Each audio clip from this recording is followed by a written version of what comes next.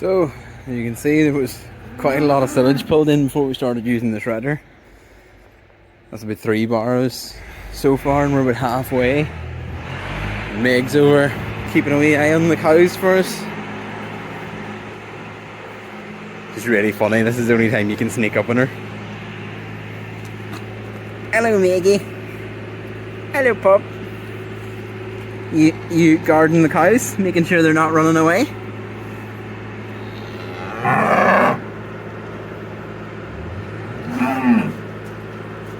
She's a good girl, aren't you?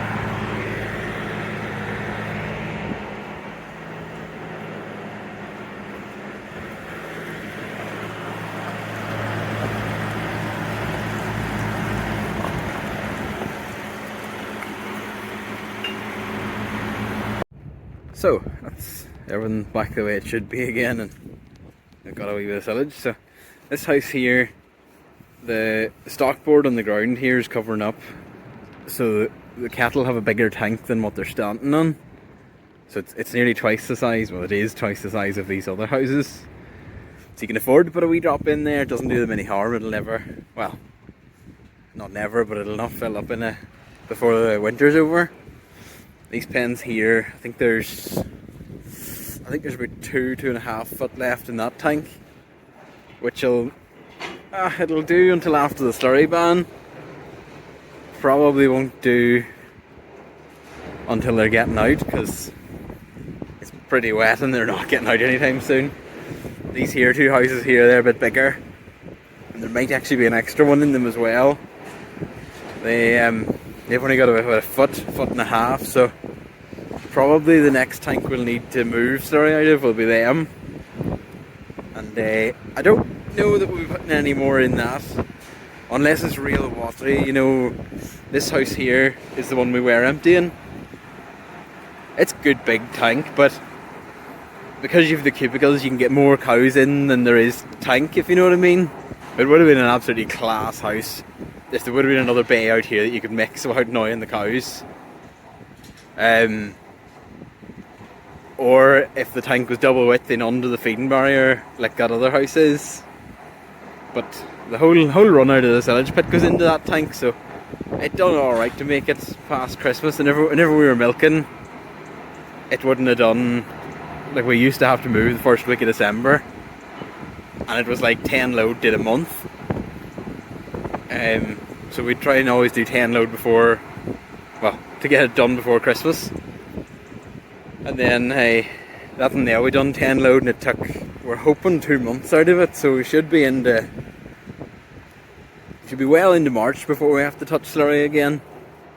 These ones here probably sell a wee lock of them. We were saying we're getting a wee bit tight on the little silage front, so could do with getting rid of a few anyway. And I think there's 2 dry cows to go as well, so get a wee bit lightened. And this boy here, he fell in the slats one day and he wasn't fair to get up, so we put him out there because the slats were too slippy for him to stand. He's not exactly thriving because it's absolutely freezing, but he's on his feet anyway. And he was in this pen here, and whenever he went down, they were kind of tramping over him, and it's not right leaving him like that, so he's fit to get up now anyway. He's been out there now a right few weeks, and he's looking alright. he lost a lot of weight now, and whenever he went down and couldn't get up, he failed while. He should have been in the same nick as them, like. But he'll come back. He'll get out a wee while and get his feet under him and get silage and meal, and he'll come back. Alright then, thanks for watching, and I'll see you next time. Cheers!